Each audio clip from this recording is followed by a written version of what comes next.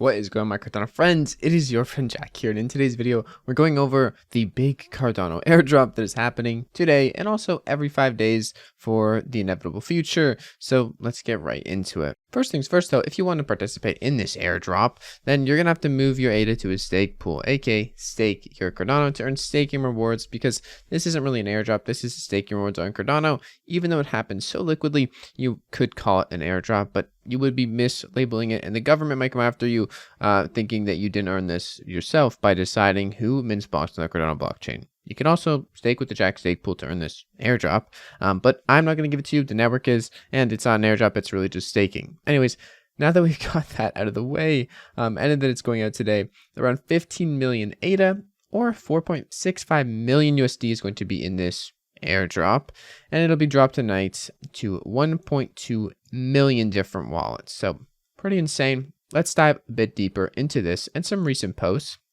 about participation in staking on Cardano and Ethereum. So if we look here, this is kind of what we're leading into for today's video. The number of unique wallets participating in staking: Cardano 1.2 million, and if we look at Ethereum, 88,000. So here's the thing: Ethereum proof of stake did just merge, but this amount is blown out of the water with the minimum requirements on ETH being so high to even start staking.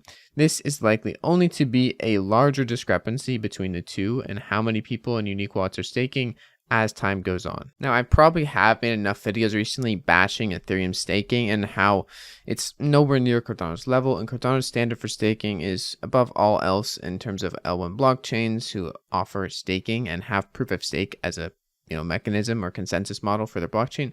Cardano blows everything out of the water. Liquidly staking, being able to switch stake pools at no cost whenever you want, always having control of your funds in custody, never locking them up, and getting rewards every 5 days, compounding.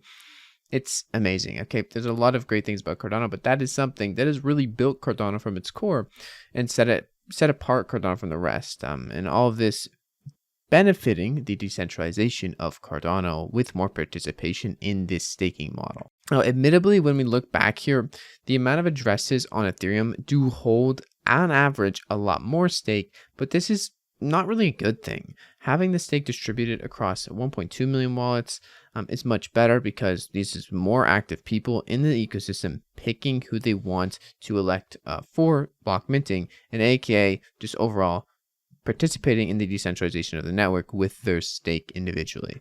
And at the same time, earning that sweet, big, huge, massive other keywords here airdrop on Cardano that's happening today and every 5 days going forward. Along with that, I want to talk about some quick news on Cardano. First of all, we have Ledger Live version 2.5.0 gotten released and some highly anticipated updates for the Cardano app on the Ledger hardware wallets. Now, this will bring for the version 5 the Babbage era and Plutus V2 stuff with it. So anyone who's been waiting to use Cardano smart contracts on their Ledger, the latest versions, the V2s, pretty much most major dApps are using now, you can now do so. So this is awesome news. This is great, and definitely update your ledgers and treasures. Hopefully using hardware wallets. Those are pretty key. If you haven't, maybe ask one for Christmas. Maybe I'll give some away as well. But in the meantime, there is a link down in the description if you want a discount. It's an affiliate link. I do in our commission format, just a heads up. Also in the news with this update, we have Alessandro from Space Buds basically enabling, or being able to enable now, a collateralless marketplace. You no longer will need to set any collateral on the new marketplace for Plutus V2, and with this update, everyone will be able to participate. And just make sure you have the latest Ledger version. Trezor already supports all these features. Also, in recent discussions, we have tokenomics or Ponzi-nomics, and people not paying attention to projects building on Cardano or other blockchains and the internal distributions of their token. Now, most internal distributions lately haven't been so great, and charts end up looking like this, going from $17 to $2 or less than $1, and things that just don't add up. Token launches, price goes down and continues to go down for inevitable futures.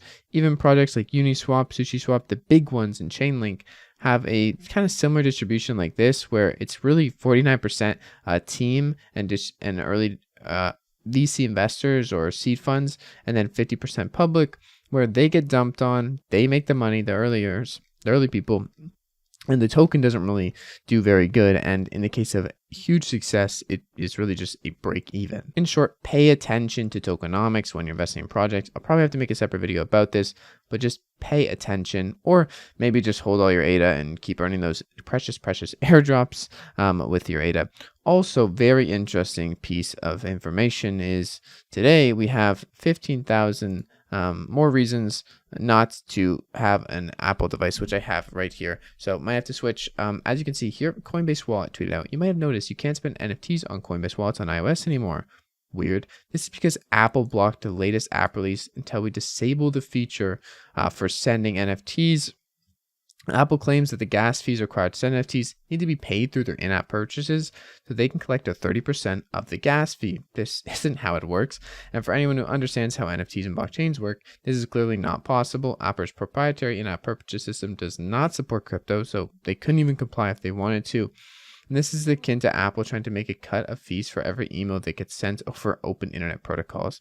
Doesn't make sense. Apple is doing a bunch of weird things lately, and more reasons for people inside of crypto and just in general who want to have free speech to not use Apple products, especially when they're trying to do things like this to cut out Coinbase Wallet of the marketplace. Hopefully this is just an oversight, although I do sincerely doubt that. In general, though, things are progressing very well on Cardano's side of things. Coinbase Wallet doesn't directly affect Cardano, but it is really interesting. I think most people should know about it in crypto. But as you can see here, we have 5 heirs of Cardano, right? Byron, Shelley, Goguen, Basho, and Voltaire. Goggen's been live for over a year now, and as you may know or may have heard, Joe Rogan after Goguen has been a thing for a while. I covered this on my channel like a year ago. Joe Rogan podcast after Goguen era was supposed to be a thing. Hopefully we can get it. Charles Hoskinson has been tweeting at him to get this going. But if you don't know already, Charles Hoskinson has been on a few podcasts. He's been on Lex Friedman as well. Over 4 hours of content, and I know a lot of people came to Cardano because of that podcast. So hopefully this happens. Joe Rogan after Goguen, and hopefully we can get Charles Hoskinson on that podcast. I'm gonna leave this tweet link down in the description so people can interact with it, like it, and comment. But I'll see you guys in tomorrow's video. Hope you guys get your ADA airdrops tonight. Stick with the Jack stake pool to get some ADA airdrops, and I'll see you guys in tomorrow's video. It's been your friend Jack. Peace out.